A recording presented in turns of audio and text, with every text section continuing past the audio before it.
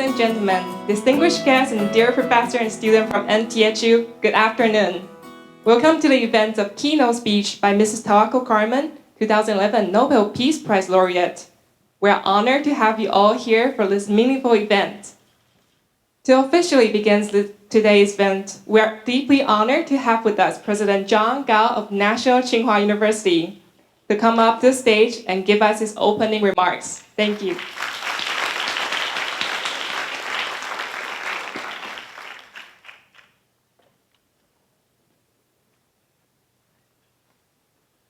Good afternoon, everybody. Ms. Tawakkol, really happy to have you here.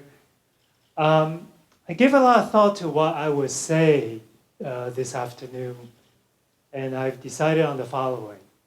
That every day when we turn on the news, we always hear these days, AI, semiconductor, technologies. And of course, the promise of these technologies is to make our life better, improve our quality of life.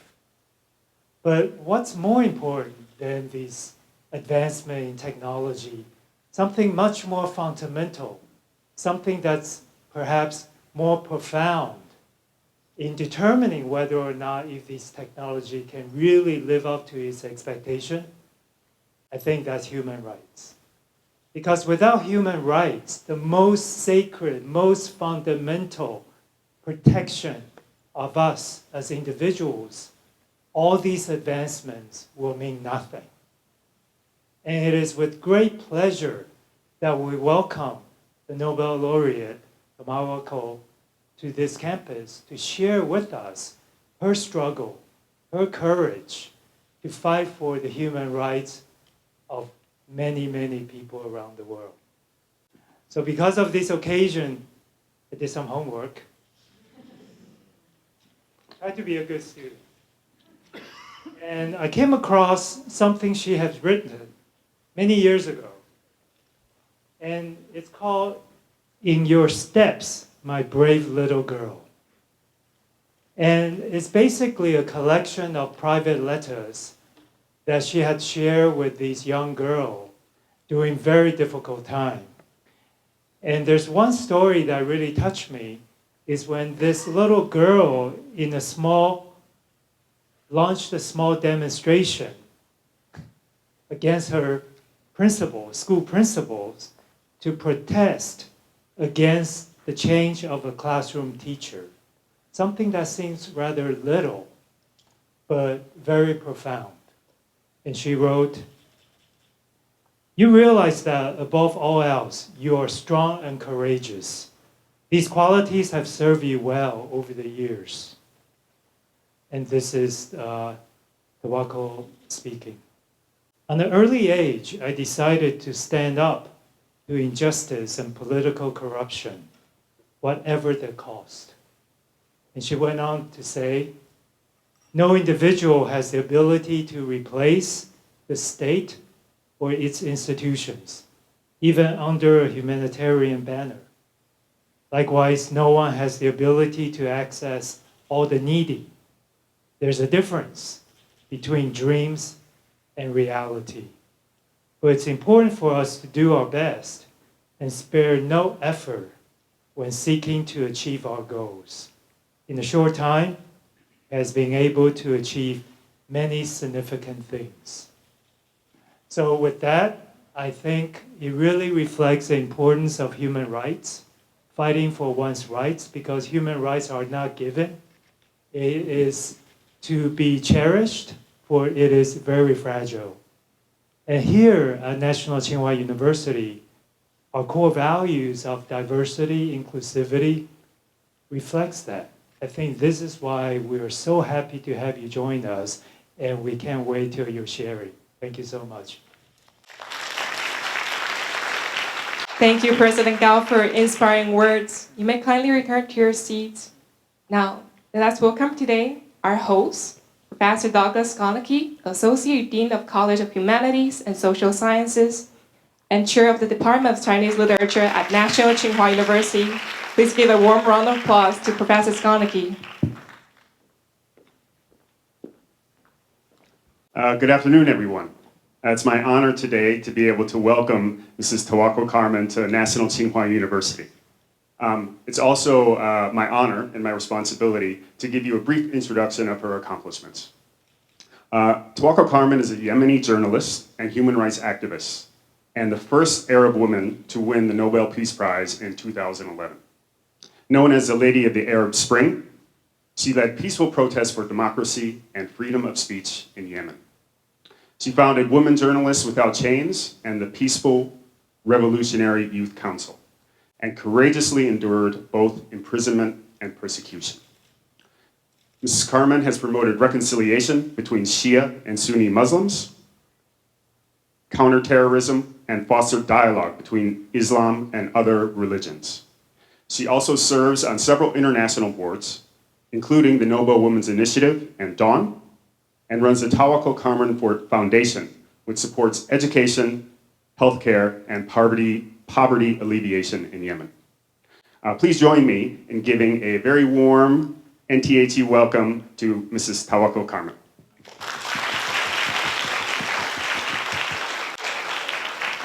To express our warm welcome and sincere appreciation, we prepare a commemorative gift for Mrs. Tawakkol Karman. Now we would like to invite President Chung, Gao, and Mrs. Tawakkol Karman to come up to the stage. Welcome.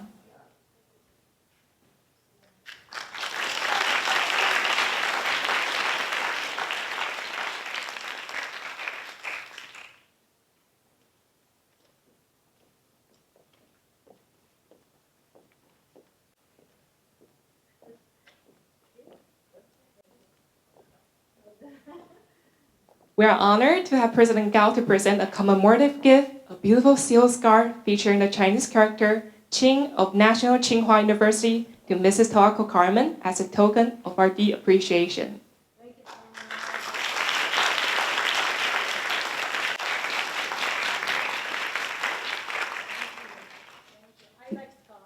Next, we would like to invite Professor Douglas Skonski to join them for another photo.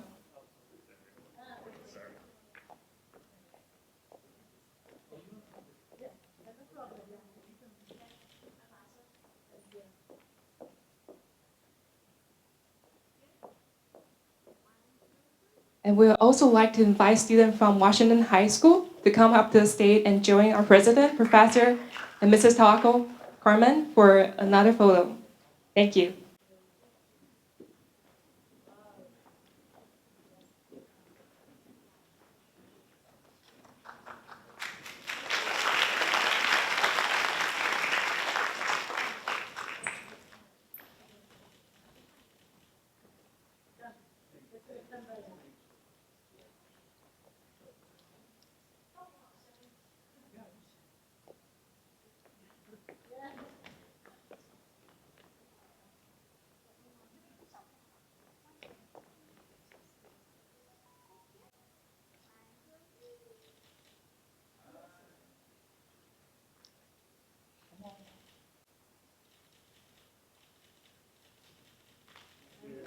Thank you once again. We would like to invite everyone beside Mrs. Karman to stay on the stage. Right now, we have to take some time to readjust the stage setup. So, Professor and President, may you return to your seat first.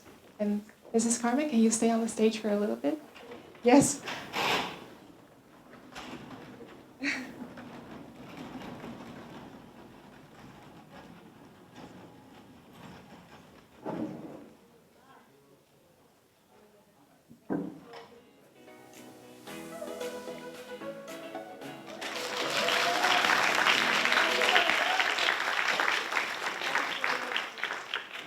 It's our great honor to welcome Mrs. Tawakkol Karman to deliver her keynote speech entitled Sustainable Development and a Shared Future. Please join me in giving her a warm round of applause.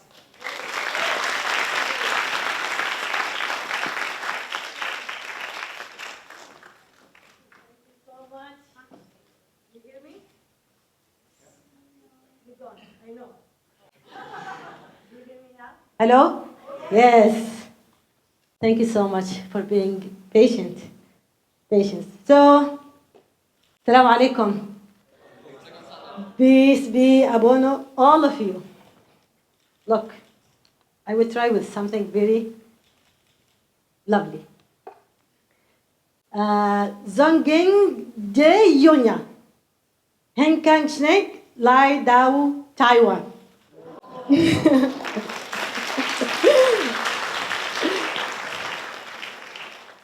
Taiwan Chichi Di Langwang.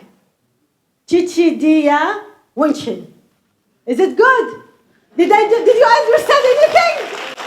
No. Please tell me that I did great. Tell me, I didn't. Did you understand? I love you. No. At least I tried. Thank you so much. I love you so much. I'm so happy to be here in Taiwan to meet with great people, with kind people, and with beautiful country. I love it since the plane landed.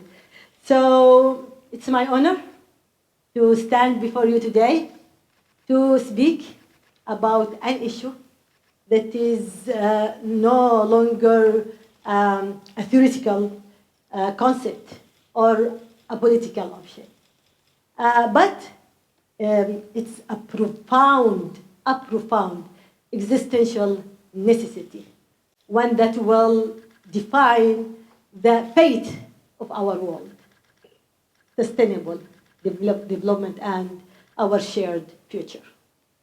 So, as you know, we live in a defining historical moment, one in which climate intersects with the economy.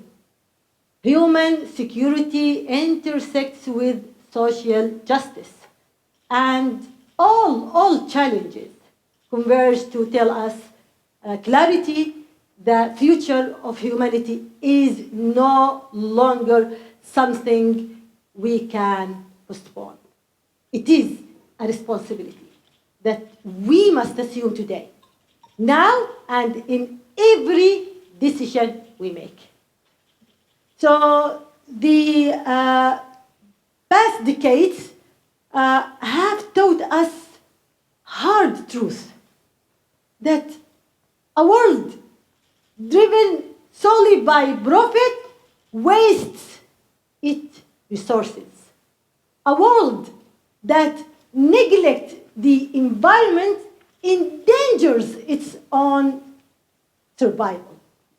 And a world that ignores social justice opens the door to tyranny, poverty, conflict, and extremism. So, from the reality emerges the sustainable development as a comprehensive framework, one that redirects our compass toward what is possible and what is necessary. So, sustainable development, you asked me to speak about sustainable development, how the importance of the sustainable development. So now I'm telling you that the sustainable development is the balance between what we need today and what must remain for the next generations. Sustainable development in this sense is a promise, a simple idea with a powerful impact to build strong economy without destroying the environment. This is very important for you as a people here in China. To build strong economies without destroying the environment. To create economy, wealth, without leaving millions outside the circle of dignified life. To use our planet resources without stealing the rights of future generations to water, air, forests, and life. And when we talk about sustainable development, sustainability in general, we are not speaking solely about environment. We also speaking about fairer economy, a more inclusive society, and governance grounded in responsibility. So when we talk about sustainability, we mean that. We mean that we need grounded government. So a world where strength is measured not only by its factories, but also by its opportunities. The opportunities that it creates for every human being. And by how well it protects the resources and respects the environment. So, dear sisters and brothers, today, one of the gravest dangers facing our humanity today is that we consume the planet resources as they belong solely to us. We are the only one who own it. We take from our earth more than it gives. We take from the forests more than they can grow. And even from the oceans and seas, more than they can renew. And we have to build a new strategy when we deal with our earth. We are, all of us, we are the generation unfortunately living in a way that if continued will make our children's lives far more difficult than ours. Global warming magnifies this responsibility. It is caused by the human activities, by the human actions, burning fossil fuels, cutting down forests, and releasing massive amount of greenhouse gases into the air. So what we did, and here I'm talking about in Taiwan and surrounded by countries that causes this, massive gas. So we have trapped heat in the atmosphere and pushed our planet toward dangerous change. So the rising temperature of our planet are not abstract numbers. They are destructive realities. Melting ice, dying coral reefs, collapsing ecosystems, and unprecedented heat waves that threaten human survival. And Taiwan knows that very well. You people in Taiwan knows that very well, knows that this truth more than many others. It stands on the front line of the climate crisis, suffering intense typhoons, heavier rains, severe droughts, fragile biodiversity loss, and rising sea levels that threaten coastal communities and infrastructure.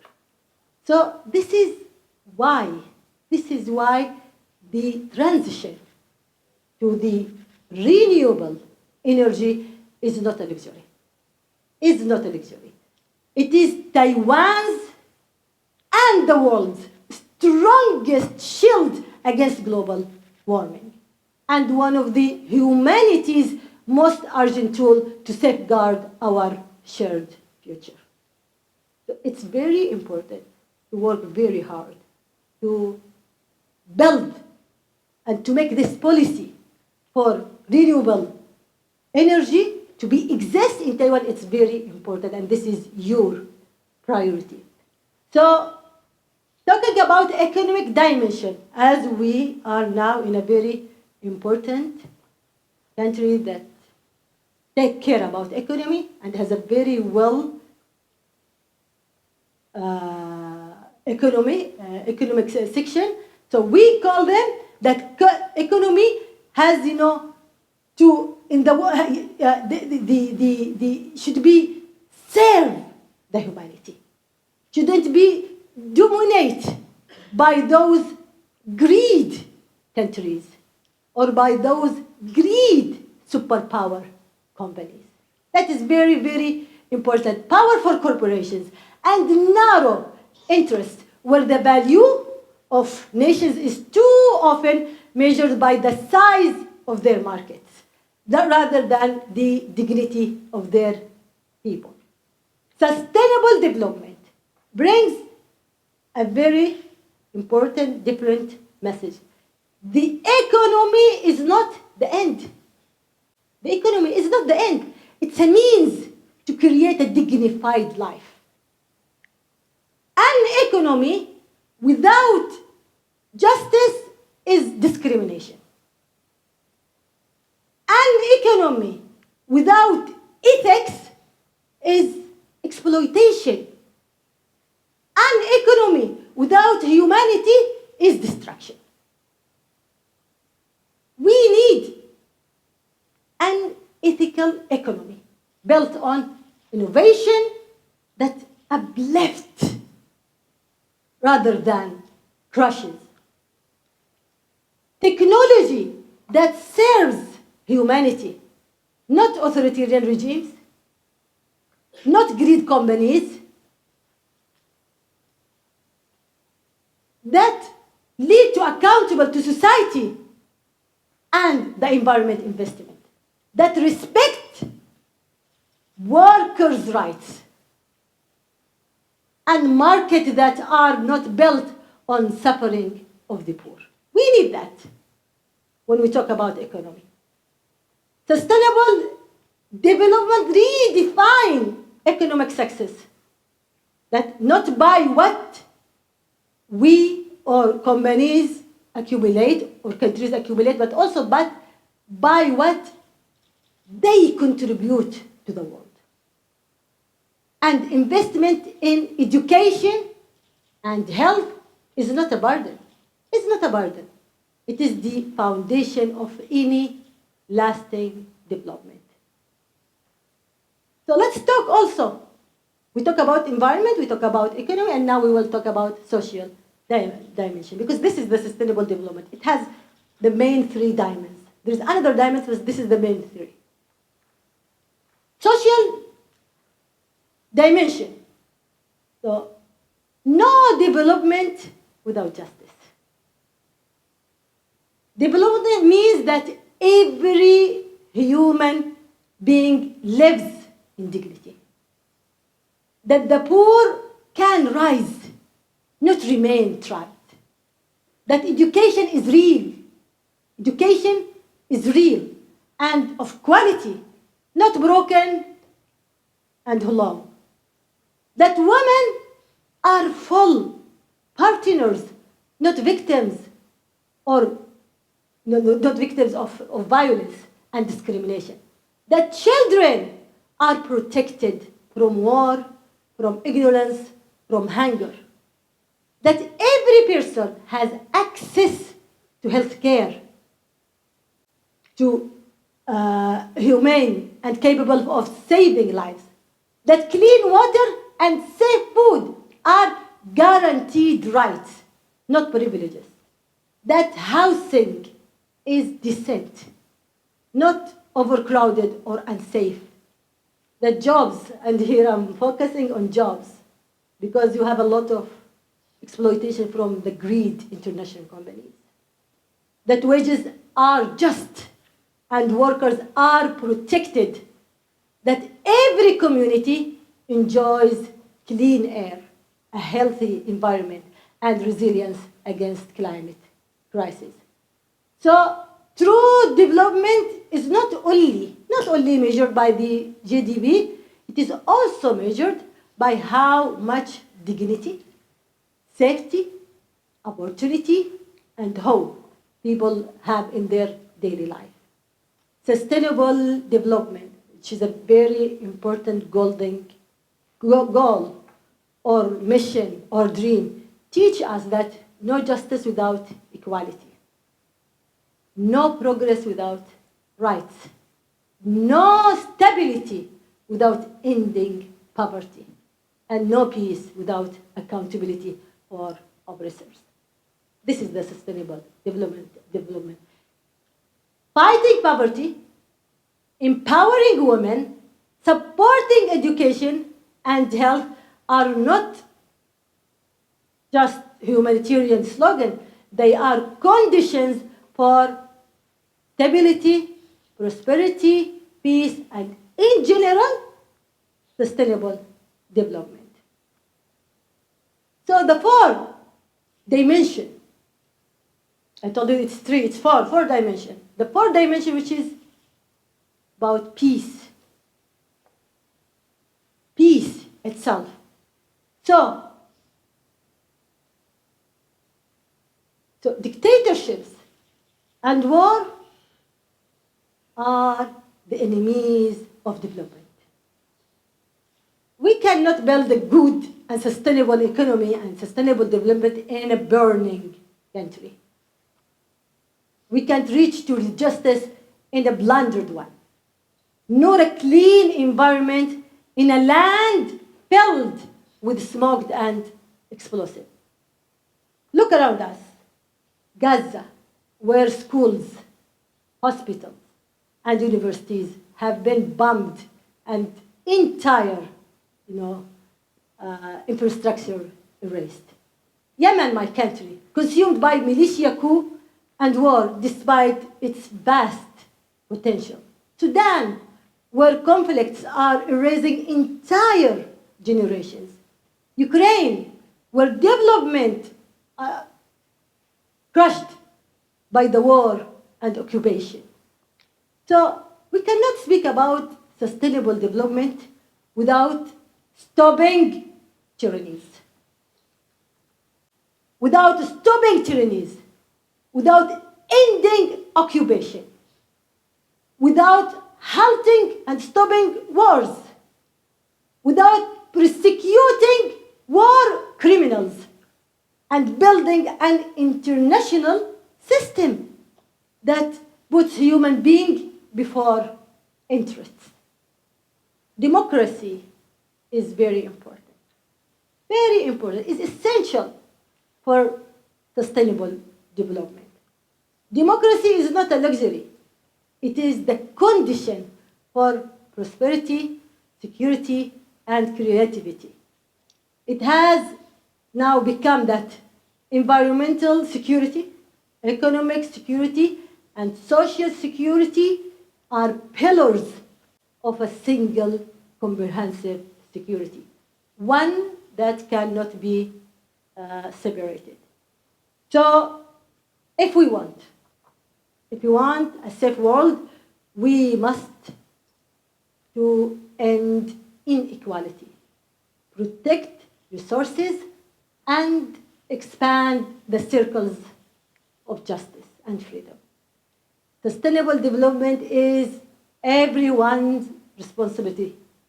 The government, we start with the government first and foremost, but also universities, business sectors, leaders, youth, young people, and every individual on this planet. It is a new conscience. Really, it's a new conscience and a new way of thinking, one that puts people at the center. People at the center. And protect the environment and redefine the progress as progress for all people, not just one group over another. Now, talking about my beloved, oh my God, they warned me about this. So I have to be careful. So now talking about my beloved country, Taiwan. Taiwan is a model for our shared future. So I'm truly delighted that I am here with you today. So happy about this. This in Taiwan, the land that has proven that freedom can flourish even in the fiercest storms.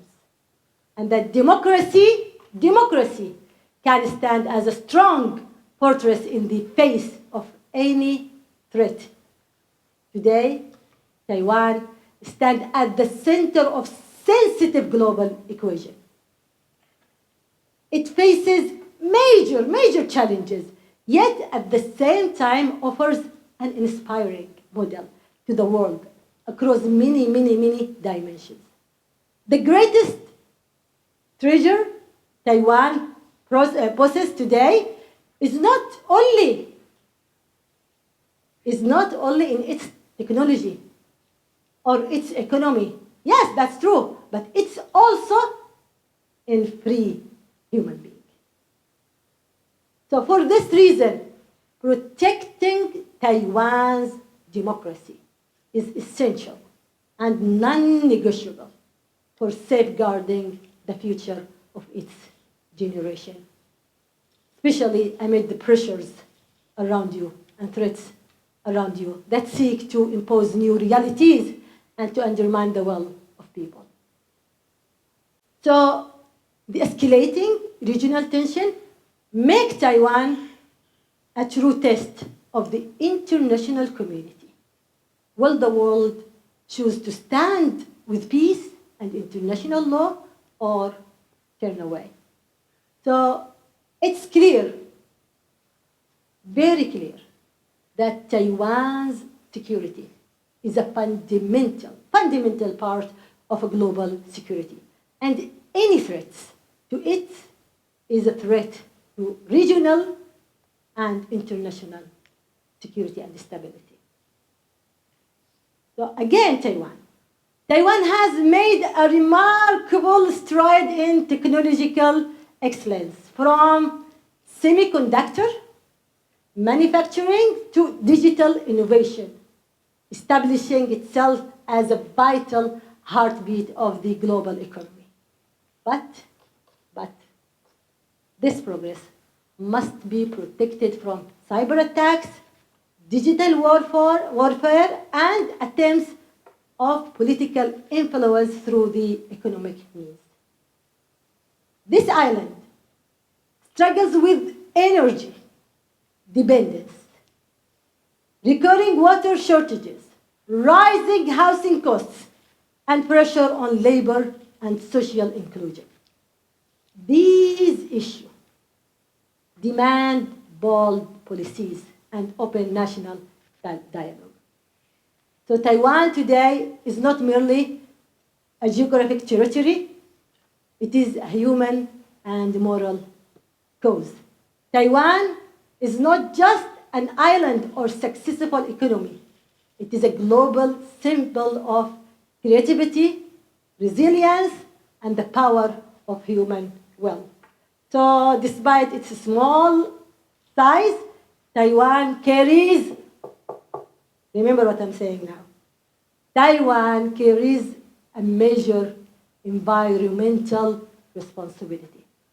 Its reliance on imported energy and its shift now toward renewable plays its historic crossroads. So it's very important to move forward for the renewing energy.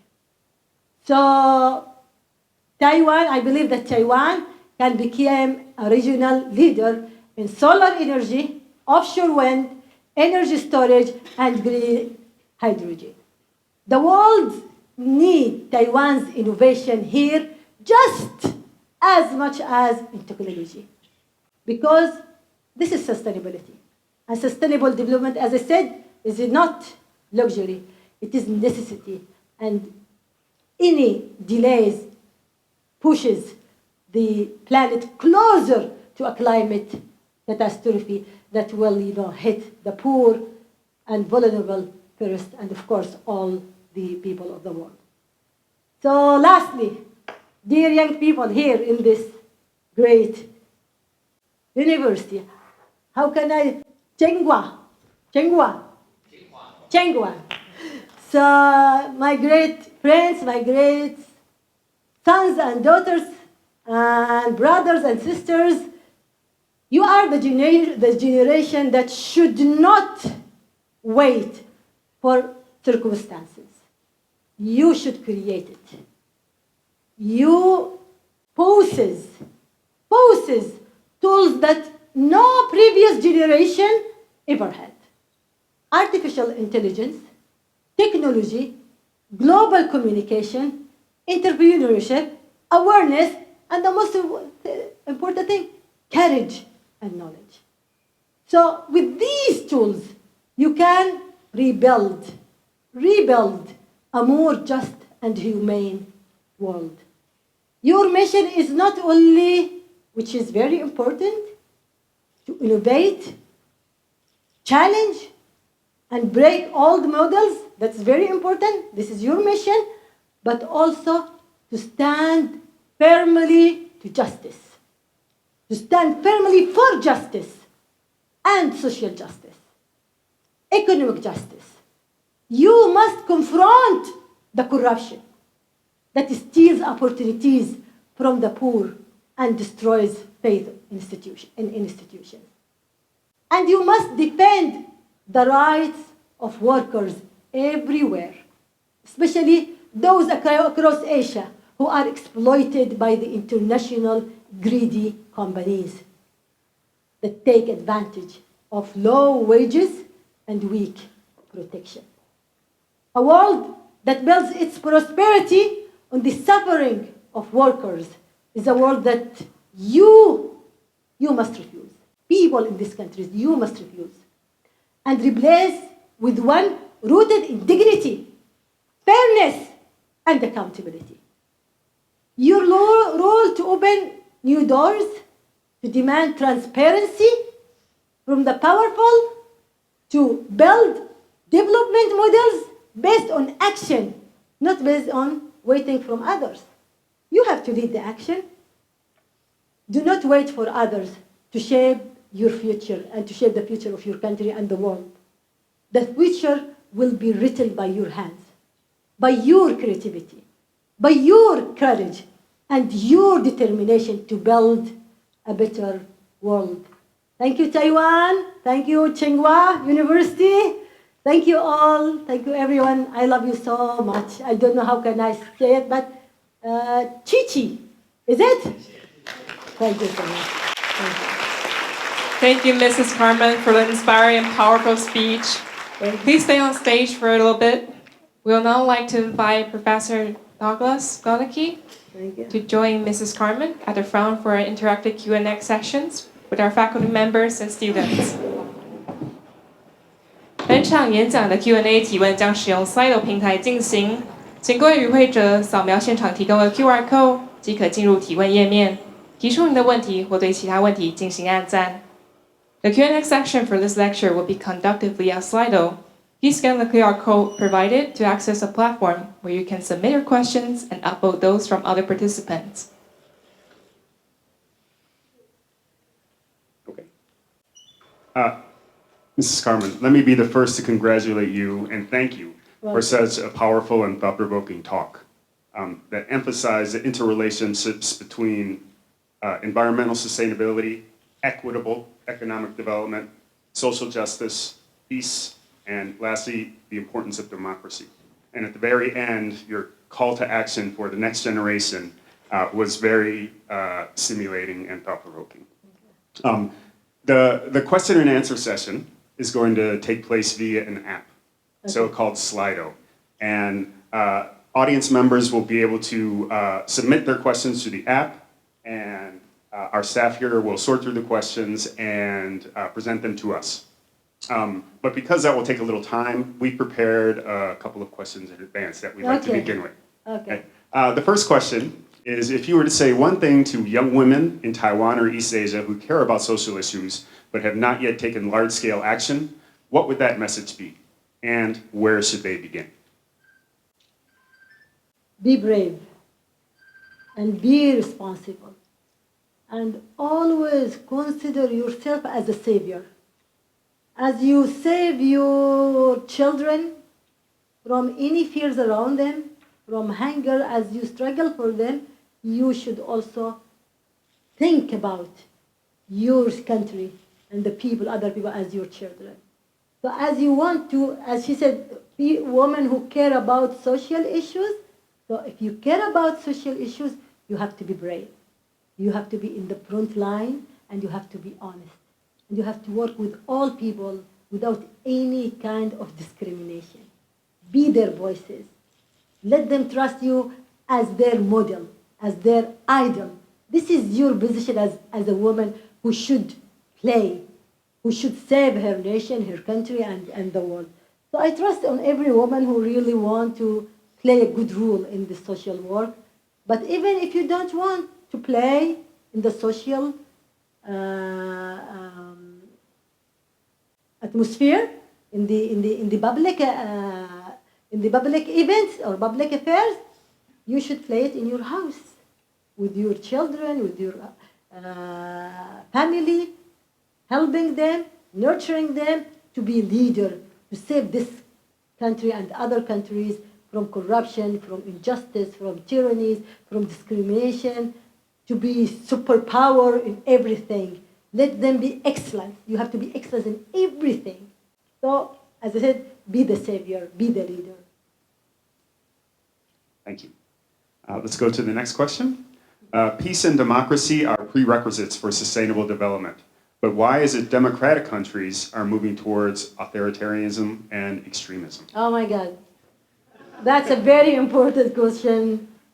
And I like talking about this because I want to attack the democratic countries by criticizing them, not attacking them in the literary word. So yes, this is the problem. That now the democratic countries, or those countries who claim that they are democrat, they are really in decline. The democracy there is in decline. There is a very big challenges they faces as a democratic countries, started with spreading the hatred, spreading the racism, spreading the discrimination, and spreading the culture of anti-institutions, and giving the platform for those fascist people, those hatred people to take the power. So this is very important and dangerous turn of all human beings. It is not just for the democratic countries. They faces, and it's very dangerous for them. They have to act now as a nation, as a people in power who believes in democracy, as a people everywhere who believe in democracy, and as a people, citizen, who should, because without democracy they are nothing. They are nothing. The dictatorial regimes and dictatorial camps is becoming strong and strong and strong. So one of the reasons that why they are I don't know what they are now, there is authoritarian action, because they abandon their values. They abandon their principles. They make their value interests above the values and the principles. Because of that, they make alliance with many dictators around the world. They depend on those dictators. They give them protection. They host their monies, and they wage wars, and they wage occupation everywhere. They supported occupation. So because of that, when they abandoned and left their values of democracy, of human rights, they started to be weak. And they thought that supporting dictators or letting our people dying under the fire of dictatorship or terrorism or poverty or the greed, companies they support or they export to our countries, that they will be safe. But actually no, the fire came to their countries. And that is something is hurting me, because I don't want those democratic countries to be falling in, under the authoritarian regimes. Because I think democracy is matter me everywhere, in every single spot of the world. What about that big countries? So I hope that they, as I told Taiwan people, that you have to be proud of your democracy and you have to protect it, because if anyone wants to destroy this country, it is not by invasion. It will attack first your democracy. So this is the same thing with that countries, that they have to gather their efforts to protect their democracy and to stop the hatred that increase everywhere, the xenophobia, the Islamophobia, the anti-Semitism, etc., etc. They have to gather themselves again and now, before the collapse be big and big. Or it's too late. Yeah. No, it will not be too late because I'm so confident that with this great new generation everywhere in America, in Europe, here, in my country, there is a new generation that they are so brave and they are really responsible and put themselves in the front line and of responsibility. What will I do? What can I do? And what will I do? And I will be the one who do. And this is what we see everywhere now these times. And thank you to everyone who created the initiative and with the new generation, especially the Gen Z. They are doing a great work around the world, refusing racism, refusing corruption, refusing injustice, refusing destroying the planet. So, yes, the current is darkness, but I believe that the future will be with light, led by those great young people. And that's a perfect transition to our next question, which I'm guessing is from a member of the younger generation, probably a high school student. So the question is, I founded an SDGs club in my high school, but my club members don't seem to care about social issues and only want volunteer hours. I'm guessing to help them apply to universities. I like that. So the question is, how can I motivate them? First, don't give up. Don't give up. Don't lose hope. I started alone in my country. As a woman in the street carrying small microphone, and people called me, she's a crazy woman, don't listen to her. So, and suddenly, after many years of my belief that one day my voice will reach to Yemeni people, millions of people went to the street, rising the same slogan, dreaming the same dream, and we together forced the dictator to resign. That was the dream of just one crazy woman, So this is, so you start, don't give up your dream, don't give up your belief in yourself, continue in dreaming and continue telling people, today you have won. I will remind you one day that it will be thousands if you don't stop. If you stop, of course nobody will follow. Don't stop. Go, and that is a great Nobel work, social issue. I believe you will win, and email me. Give him my email. But yeah, I promise him, and he will be, one day he will email. Yes, Tawakkol, I did it. He will say that. Thank you for him. Slido, what's his name? There is no name. Okay, I'm waiting for his email. Do we have the next question? Okay. How can journalists and citizens work together to ensure information is accurate and trustworthy, given that media often prioritizes attention? Look, media in general is a very important tool in any society to discover the truth, to protect people, to, how can I say it in English, to investigate on corruption, to stop terrorism. Journalism is not just a written article or story for nothing. It has a mission. So every journalist should consider himself as the mission of truth, as the agent of human rights, as the one who has the responsibility, the duty to fight corruption and to fight injustice. So if this thought or ideology spread in all journalism field, it will protect journalism from the bad action or bad interference from government, from anyone who against injustice or who serve corruption, etc. So this is for you. This is your mission as a journalist, as a one who seek for truth and to convey the voice of people. This is with the traditional media or traditional. And the same thing with the citizen journalist. I believe now that every citizen now is a journalist with his camera. His camera, before only some few journalists that have that cameras, if their countries or their government allow them. We have a lot of obstacles to document, what is the abuses, the violence, the abuses of the power of anything, in my country as a journalist. But now everyone has mobile, has voice, has platform in Facebook, in Twitter, in TikTok. So every citizen has that platform. So you have to be the voice of truth, and you shouldn't let anyone to give you misinformation or disinformation.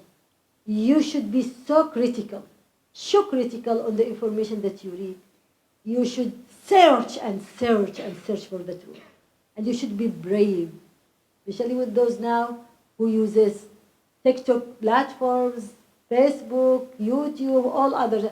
So this is a new social media. This is a new media. This is a new, before social, it's a new media. So you have to use it in the right way, because dictators use it in a very wrong way. They use it to attack human rights, to close your pages, to arrange electronic campaign, we call it in Arab region, I don't know what you call it here, as electronic flies. So the people, they attacking, criticizing you, bullying you, etc., etc. So we shouldn't let this new media platform to the authoritarian regimes or greed people or greed companies to use it in a very bad way to attack our voices and the voices of people. So be strong, be brave, and use this platform as your weapon for any issue, any great issue, and be noble. Be noble when you use it. Don't use it for bullying, for lying, for breeding hatred. No, use it for noble values, because your mission is to create love, to create peace, to accept each other. We all belong to one small village now. So despite where all of us belong to or live in, so we have to use it in a very good way. I think that's a very powerful message, especially because it puts the onus on each individual to take personal responsibility for their own lives and their media consumption. Exactly. So not to fall for the disinformation, and also to seek out the truth. It's very powerful. Okay. Let's go to the next question. Can you speak about your experience in Yemen and give us some specific examples about how you fought for human rights? Okay. It's a long story. Do you want to listen? Yes. Okay. Look, Yemen, as many other countries in Arab region, suffered from a dictatorial regime. Our dictator ruled Yemen more than 33 years. And he ruled it with dictatorship, with failure, with corruption. And Yemen is a very, very great country. Really great country. Yemen on one of the most important geography place in the world. Has a very geographical, important strategic position. This is number one. Yemen has a great resources in many fields, in oil, in gold, in gas, in fish, in mines, and we have a lot of resources. And the most important thing, the human being itself, we have a very strong Yemeni personality, a worker personality. And we have also a very old civilization. So we have a very good, diverse environment. So we have all the resources that make Yemen, if it's ruled by a good leader, to be in the front line of the rich, strong countries, not just in the region, in the world, as it was. Yemen was very rich, and by the way, it was very rich, very strong, under the rule of two queens, two women queens. So when the men came, they collapsed everything.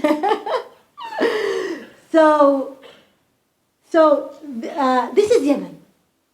For me, as a Yemeni woman, that I know, first, as a woman who nurtured in an environment and in a family that refused injustice in general, but also that I know what my country owns.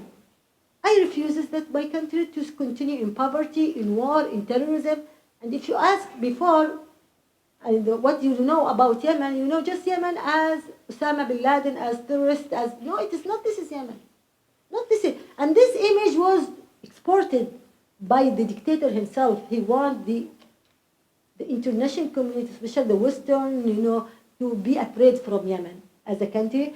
So he is the only one who can control Yemeni people. Those are not good people, not organized people, so they are, if you let them take their freedom, the alternative will be terrorists, etc., etc. So, but I refuse this image of my country. And I decided to do something for it. This is the responsibility that I'm taking, I'm telling you. The responsibility that I am responsible to do something for my country. And I will not wait for anybody to do it. What can I do? I have tools, while it was very limited, because I didn't have at that time social media, or came after, in 2011, but I started that journey since 2000. So, starting with criticizing the dictator himself, that was very, very dangerous. Very dangerous. Criticizing the dictator himself by my articles, then calling Yemeni people, then gathering Yemeni in demonstrations against him every week since 2006 until 2011. Look, our peaceful revolution was in 2011. And I started calling Yemeni people for making peaceful revolution in 2006. First, in making a change, any change, calling the dictator to make change, and he refused. So, gathering Yemeni people, it started with 2 victims, then 3, then 10, then 100, then 11, then 1,000, then 2,000, millions. So it's escalating. And with my continuous work, I didn't give up. So since 2006 until 2000, before that I established my organization, Women Journalists Without Chains. Then since 2006 until 2011, every Tuesday, we gathered with Yemeni people, victims, some of human rights activists, to the place, we call it Freedom Square, in front of the cabinet. And that wasn't Freedom Square, it was an empty square in front of the cabinet. They put, it's like their parking or something like that. And we refused, we took it. And we make it our platform for human rights. And every Tuesday, then it became from every Tuesday to every Tuesday to Saturday, then Saturday, then Sunday. And it's a long story. And also that was starting with few numbers of victims, few numbers of human rights activists. And I tried to call the parties, but they didn't listen. They were afraid. They said, no, we will make reform from within the system, while he didn't make them any chance to do that. But then I go to Sana'a University calling the students to do the difference.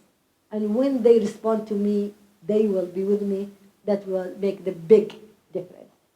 Then we made our revolution on February 2011.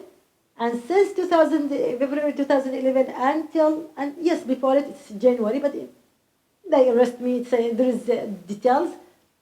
But from that, after my arrest, they arrest me, the dictator, and people make a revolution. And 2011 until February 2011 until November 2011, 9 months, we were all Yemeni people, millions of Yemeni people, millions of dreamers in the squares, living in the tents, calling for freedom, calling for justice, calling the dictator to leave the power. We never gave up. He tried to kill us. He killed us, but he killed a lot of thousands of Yemeni people, arrested thousands, many things that happened against so many people, but we didn't respond his violence with violence. And at the end, we forced him to leave the power. So this is small story about our struggle. We still in Yemen suffer from the counter-revolution after the dictator fell, and this is very important for you to know if you want to know what is happening in Arab Spring. Because what is happening in Arab Spring as Yemen, we went on forcing the dictator to leave, and that happened in Egypt, that happened in Libya, that happened in Sudan. So what you see now, bless you, are you okay? Do you want me to stop? So with that, all that, now you see, you listen that there is civil war in Sudan. There is Houthi militia in Yemen. There is war in Yemen. There is military coup in Egypt. There is, what is that? This is the revolution. This is Arab Spring. No, tell them, shut up. This is not the change. This is not the call of change. This is the result of the counter-revolution. The countries that doesn't want democracy to prevail in our countries. They wage all these kind of chaos as a sanction against us. They want to banish us. They want to give us a listen, okay, you dare to ask for freedom, look what the destiny. Is wars, is civil war, is military coup, and no, we didn't get it like that. We get it in another way. We are insisting for our freedom, and you are the one who caused all this chaos, not us. Because when we ruled in the transitional period, just 2 years, we did a great work. So all this chaos is the result of the counter-revolution and the dictatorial countries in Arab region, that they don't want our revolution to end. So we are still in the battle for freedom. We are still in the battle for democracy, and of course we will win this battle. Of course, absolutely. It is matter of time, and of course it will not take that time that like Western countries take it, hundreds of years. So they want us, oh, you failed. No, we didn't fail. We are just 15 years of Arab Spring, and we were able to force 8 dictators to step down. Why didn't you see this as a victory? Why? Why do you think that we are... No, people are still dying in the street for the freedom. Are still in the street for the freedom.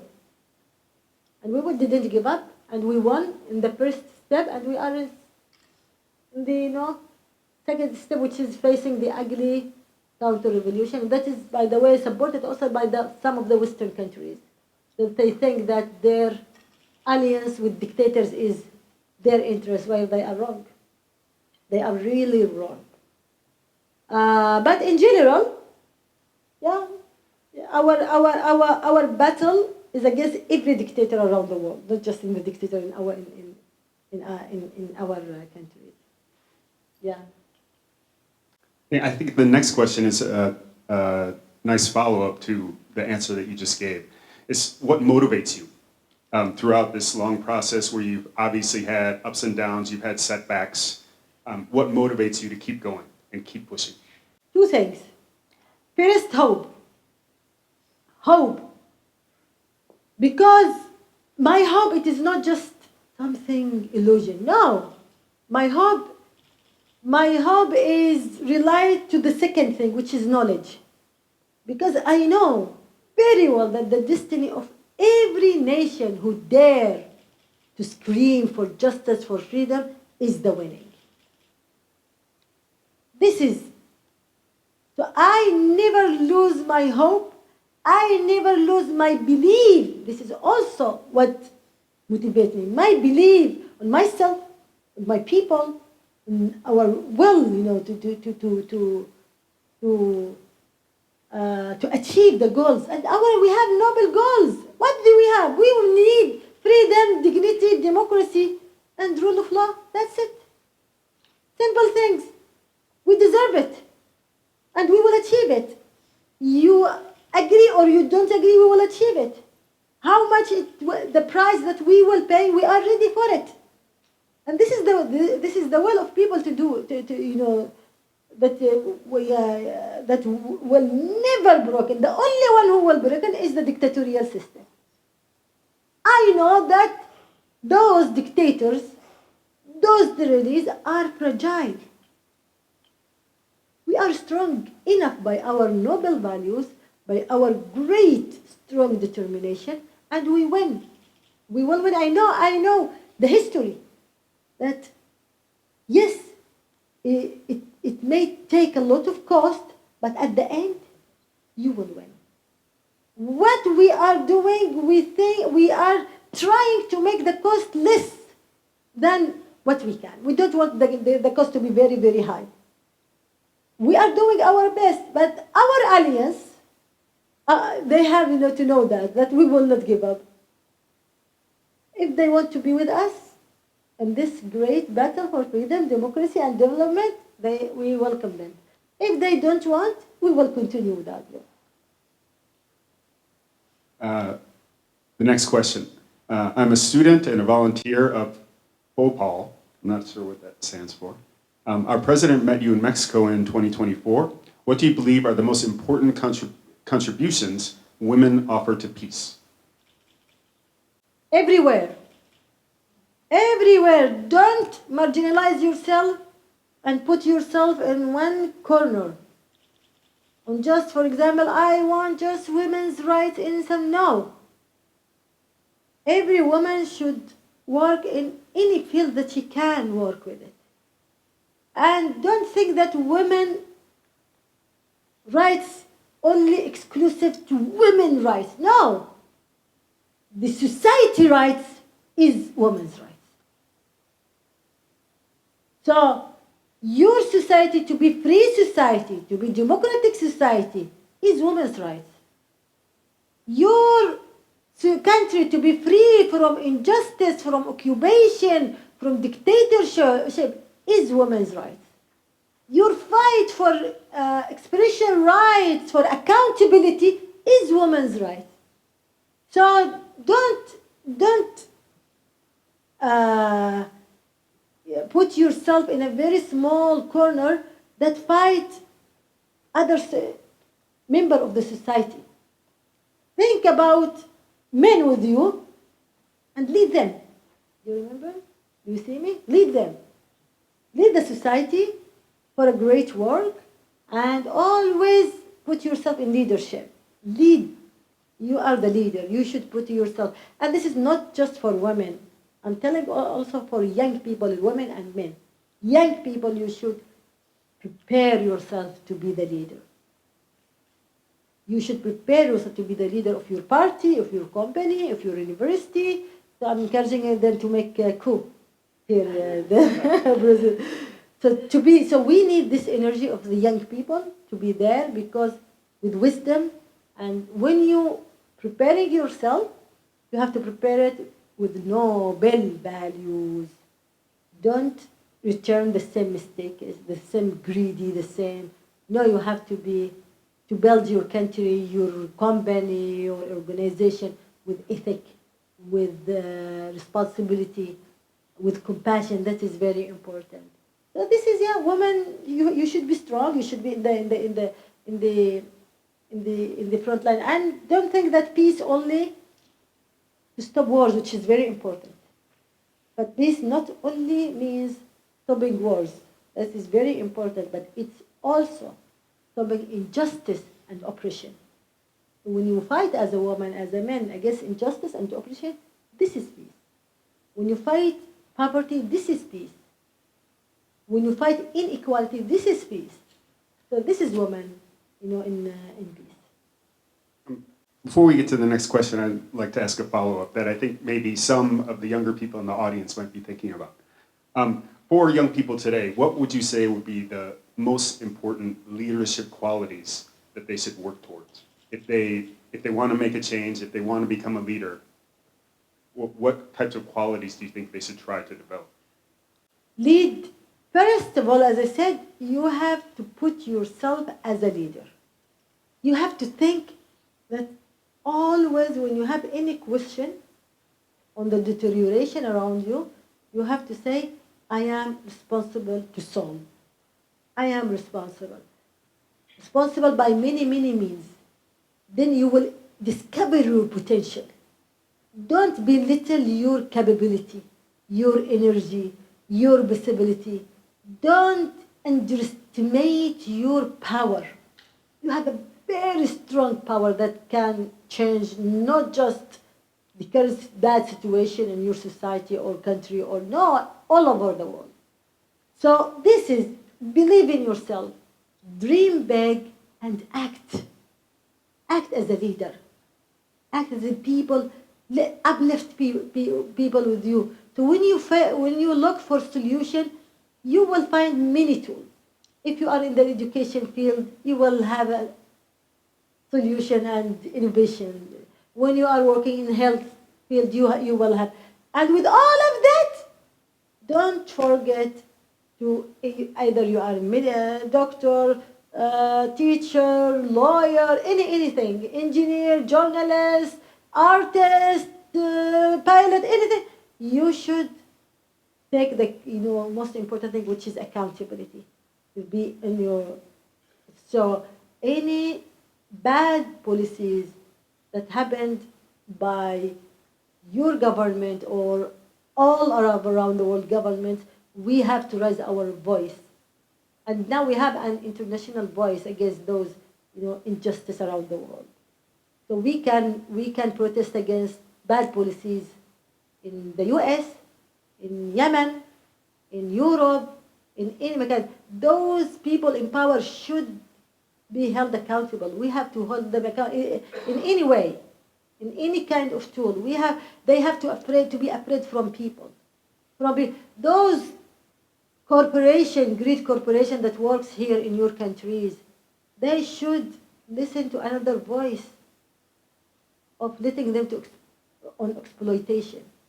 And this, not just for you, in Latin America, in Africa, we have to tell them, okay, stop.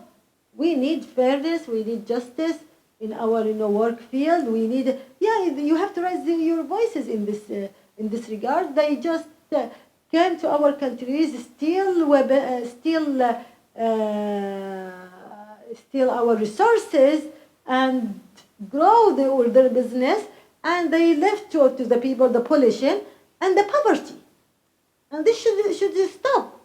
This should stop. So speak up, contribute, lead, anything, and put yourself as a solution. Be part of the solution, not part of the problem. That's very inspiring. Speaking of accountability, our next question is about AI and in what direction it's going to take the future development of society. So the question is, as AI is increasingly embedded in governance, media, and public decision-making, what must we do to prevent it from becoming a new form of authoritarianism? Yeah, that's very important. This is a very big question, because we people that use this AI, you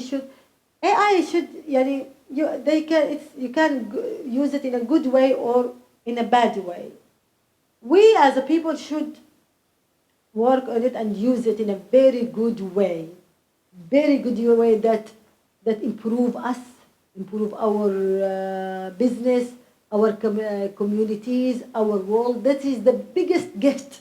AI is the biggest gift that is been given now to this generation and the generation to come. But also it has a very dangerous things, and that is now it's returning human to numbers. It's becoming the tools of authoritarian regimes, and this is what I told you before about the social media. Now, before it was our tools for freedom, for fighting for freedom, for democracy, and we use it in a very good way. Now the authoritarian regimes, they really know how to work with, how to use it 100 times than us. And they also could make relationship with these social media big companies to observe the people, to control the content, to delete the pages, etc., etc. So now with the authoritarianism around the world, There is a very big race on using AI to limit the voice of people, to attack human rights. So we have many sides of battle in this thing. First, we have to create innovations, to make the alternative, to make this AI to lead with the ethics. And I know that you are so clever people, so clever young people that can create something that really serve the humanity. And there is many things that we can later talk about, not today, another day, about the responsibility of the big tech companies. That is a very important. The legislations that we need, some legislations that will not make the AI drive the humanity. Humanity should drive the AI, not the opposite, etc., etc. But the most important thing, we as a people should use this AI, as our greatest important weapons that we can use it for serving humanity. And we have to create more AI on this regard with ethics, with